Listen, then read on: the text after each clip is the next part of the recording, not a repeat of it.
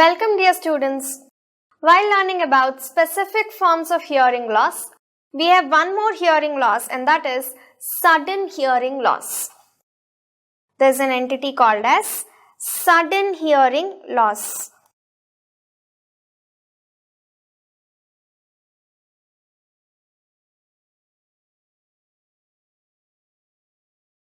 So two parameters are important in sudden hearing loss, that is, one is the time period. A hearing loss that occurs in a duration of 3 days or less than that.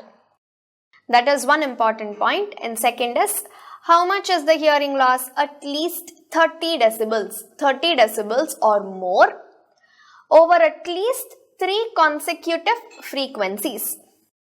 So two terms are important. One is sudden and one is hearing loss. So for hearing loss, 30 decibels or more over at least 3 consecutive frequencies.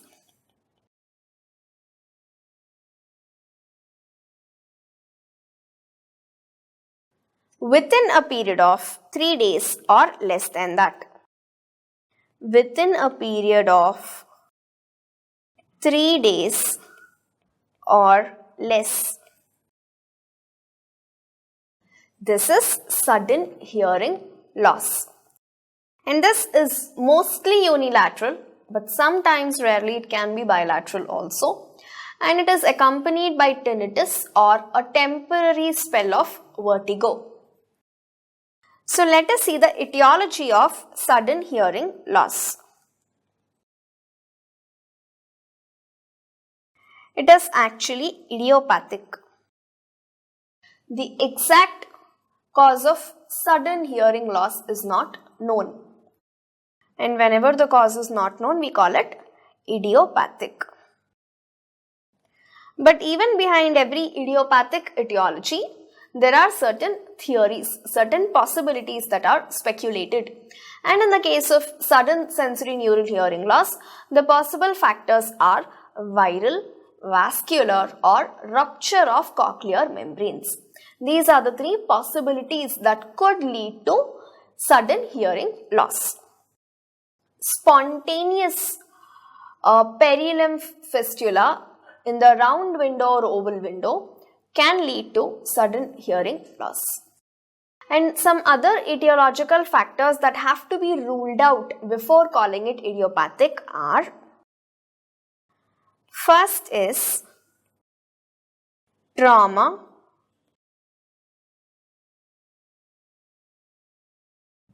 head injury, noise trauma is also one type of trauma, spontaneous rupture of cochlear membranes.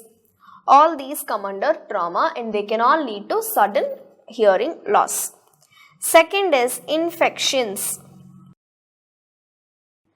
Infections, mumps, meningitis, encephalitis, otitis media also sometimes, syphilis, herpes zoster, all of them can cause sudden loss. Trauma, infections. And next is vascular causes. Any hemorrhage, embolic or thromboembolic episode in the labyrinthine artery or cochlear artery, or their vasospasm, hemorrhage or vasospasm, both ways, finally leading to ischemia. And these vascular episodes can occur because of hypertension, polycythemia, diabetes or any other vascular disease. They all also can lead to sudden hearing loss.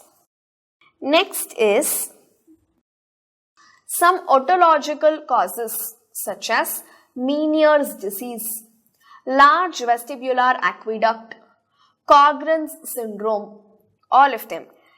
The causes right in the ear, otological causes, can also lead to sudden hearing loss. Next is toxic causes, ototoxic drugs and some insecticides. Then we have neoplastic causes, acoustic neuroma, or some metastasis in the cerebellopontine angle. They can also cause sudden hearing loss. Apart from that, some miscellaneous causes such as multiple sclerosis, sarcoidosis, hypothyroidism, all these autoimmune diseases, they can also cause, and they are put under miscellaneous. Now, trauma, infections, all these words are self-explanatory. Miscellaneous, I am just writing it down. Sarcoidosis,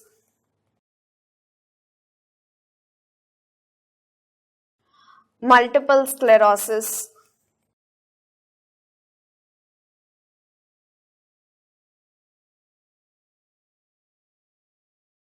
and hypothyroidism. These are some of the miscellaneous causes. And finally, psychogenic.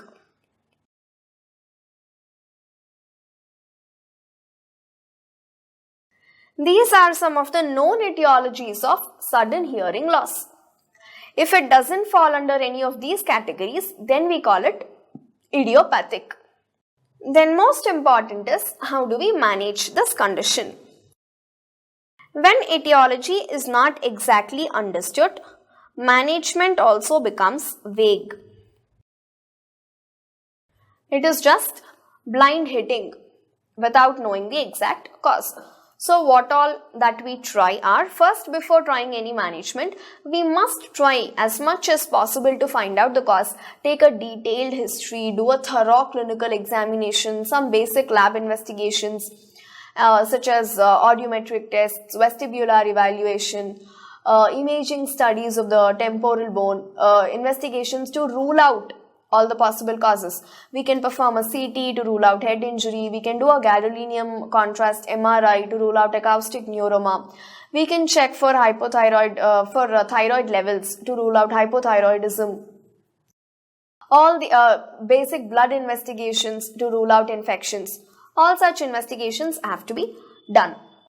And after that, if a perilymph is strongly suspected, even an exploratory tympanotomy can be done. Surgically, we can explore the middle ear if at all we are suspecting a perilymph very strongly. In spite of all this, if still the cause remains unknown, then let us see how to handle. Okay, first, detailed history, thorough clinical examination,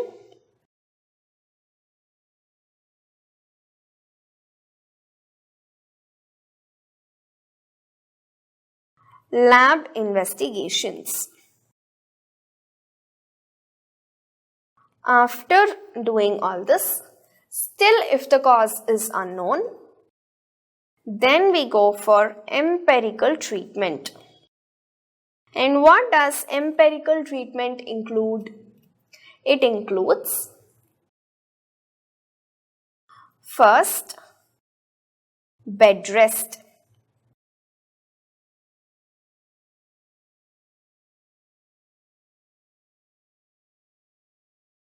Second is steroid therapy.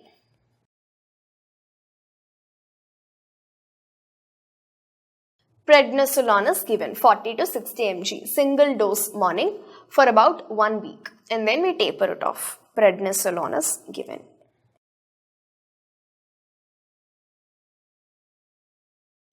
Then inhalation of carbogen. Carbogen is a combination of carbon dioxide and oxygen. Carbogen inhalation.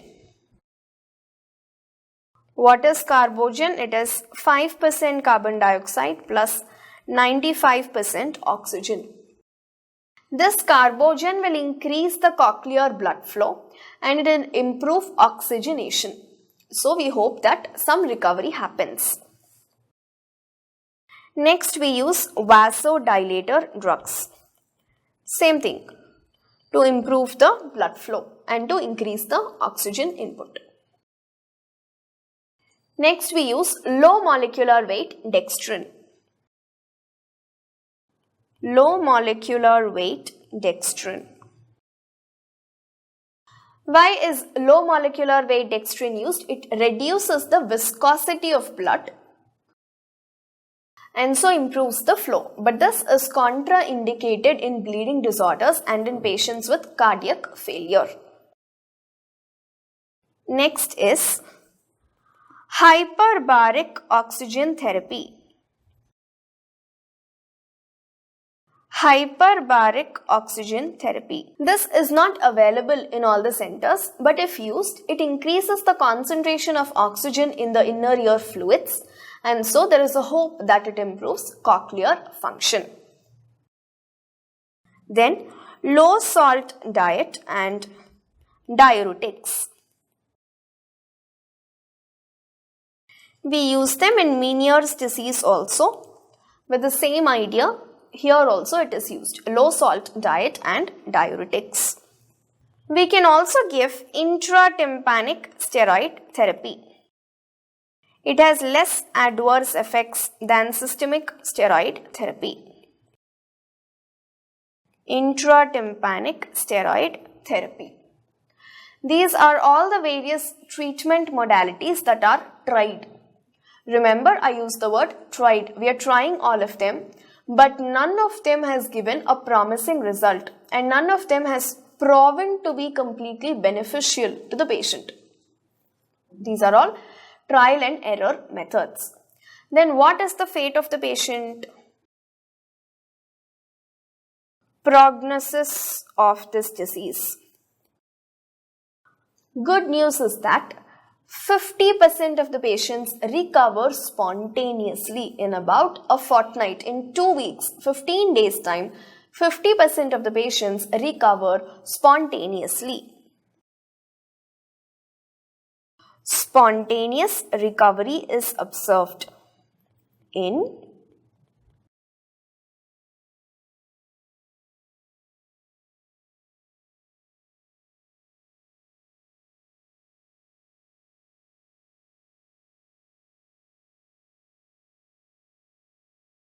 50% of patients within 2 weeks.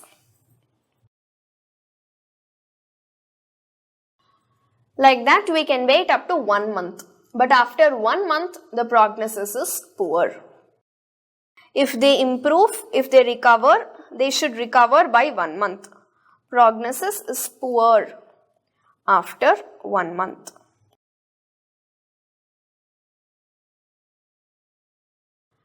And we discussed that along with hearing loss, they experience tinnitus and vertigo also.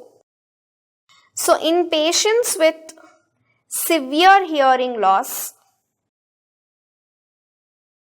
and vertigo, the prognosis is poor.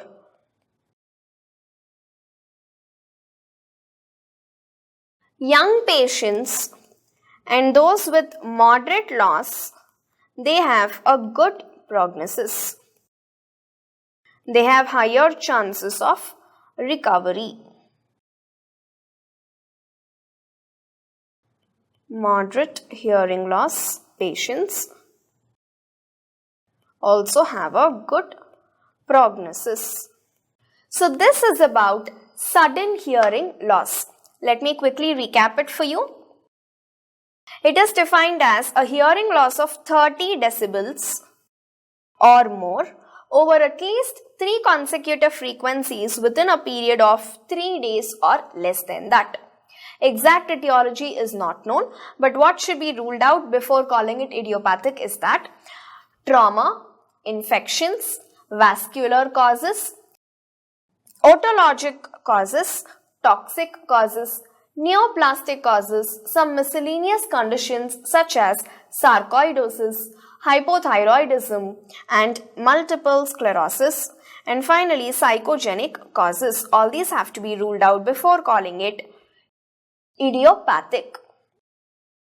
The clinical features observed are the patient experiences sudden hearing loss that is mostly unilateral, but rarely it could be bilateral, and also there is tinnitus and vertigo. A temporary vertigo is also present. So how do we manage? First, we have to try to identify the cause, and then if at all a cause is found, address it accordingly. If even after all the history taking, clinical examination and lab investigations, the cause is not clear, then we go for empirical treatment, which consists of bed rest, steroid therapy, prednisolone, that forms the mainstay of our treatment. Bed rest and steroid therapy. Apart from that, we give carbogen inhalation to improve the oxygen to the inner ear. And we can also use vasodilator drugs, low molecular weight dextrin, which is contraindicated in patients with bleeding disorders and cardiac patients. Hyperbaric oxygen therapy, low salt diet and diuretics, and intratympanic steroid therapy.